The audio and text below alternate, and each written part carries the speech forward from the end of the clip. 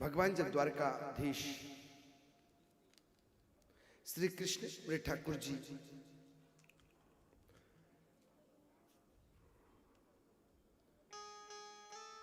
का जो विवाह,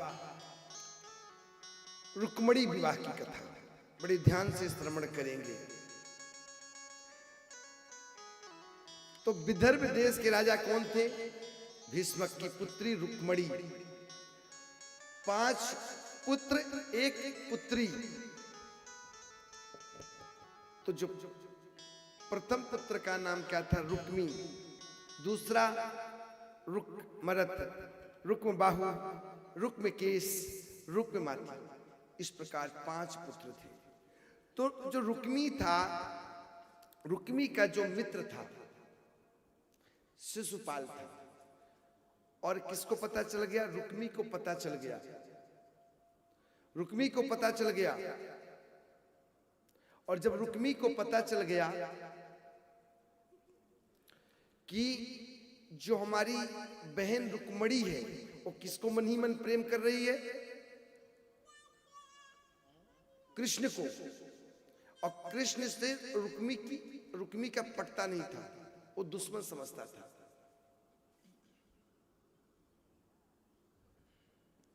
दुश्मन समझता था।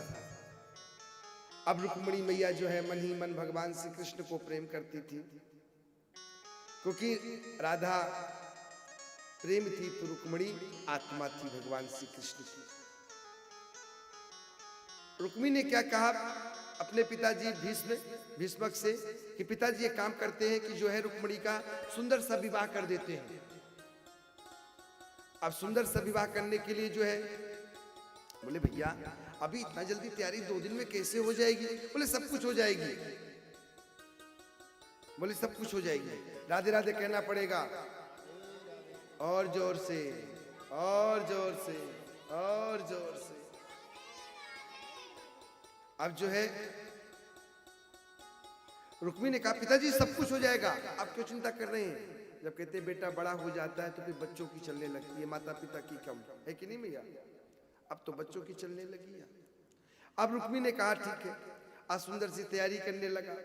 अब क्या की रुक्मणी ने भाभी से कहा कि जो है मैं तो ठाकुर जी भगवान श्री कृष्ण को ही मन प्रेम करती थी, उनके सिवा मैं किसी से विवाह नहीं करूंगी। बोले ठीक है, एक काम करो तुम जो है एक चिट्ठी लिख दो, क्योंकि रुक्मणी मां लक्ष्मी की अवतार है, मां लक्ष्मी की अवतार है। अब यहाँ पे जो है चिट्ठी लिखे पंडित जी, बड़ा सुंदर पत्र लिखे। भगवान श्री कृष्ण ने उस पत्र को पढ़ा, पंडित जी को दिया। इतने में जो है रथ में बैठे सवार होकर चलने लगे। बलराम जी देख लिए भैया कहाँ, कुछ नहीं बोले। बोले जा रहे हैं विदर्भ देश। बोले विदर्भ देश में तो रुक्मणी जी रहती हैं। बोले भैया सैनिकों को इशारा किए कि सब जो है सांस में देखना कि कन्हैया को कुछ ना हो। अब उसमें जो है चिट्ठी में भगवान कहते जब विवाह शादी होता है तो कोई शुभ कार्य करने के लिए मंदिर जाते हैं, घड़ा भरने के लिए, विवाह से पहले, स्वयंवर से पहले। तो रुक्मणी जी ने कहा था कि मैं स्वयंवर से पहले कहाँ जाऊंगी? माँ के तेनी के मंदिर जल भरने, आप वहीं आना। अब जो है जैसे भगवान मेरे ठाकुर जी पहुंचे तो 10,000 सेना। मेरे ठाकुर जी को कोई देख रहा कितना सुंदर पीतांबर है, कोई बाल घुंघराले, कोई वस्त्र, सब देख रहे हैं। वाह ये तो साक्षात लगता प्रभु है, भगवान ने जाकर पहुंचे। बरमाला रुक्मणी पहनाई और रुक्मणी जी किसे पहनाई? ठाकुर जी को। हाथ पकड़े रथ में बैठे और लेकर के चल पड़े। सब देखते कि देखते रह गए। बोले अरे कौन ले गया, कौन ले गया, मुझे क्या पता। बोले तुमने देखा? बोले हाँ मैंने तो देखा, लेकिन मैं तो प्रभु को देख रहा था, मैंने तो कुछ नहीं देखा। सब देखते कि देखते रह गए। भगवान हाथ पकड़े रथ में बैठाए और चल पड़े। जब रुक्मी को पता चला तो जब रुक्मी को पता चला दौड़ पड़ा। अस्तोस्थामा से, जरासन से, सभी से। बलराम भैया भी पहुंच गए। युद्ध हुआ और अंत में रुक्मी को उसका जो है केस पकड़ के भगवान जो है बांध दिए रथ में।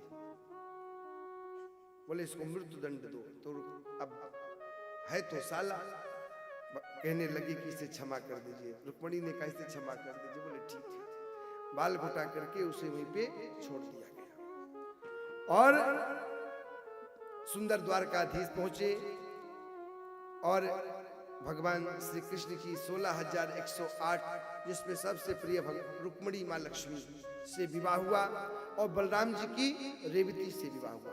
बोले रुक्मणी मैया की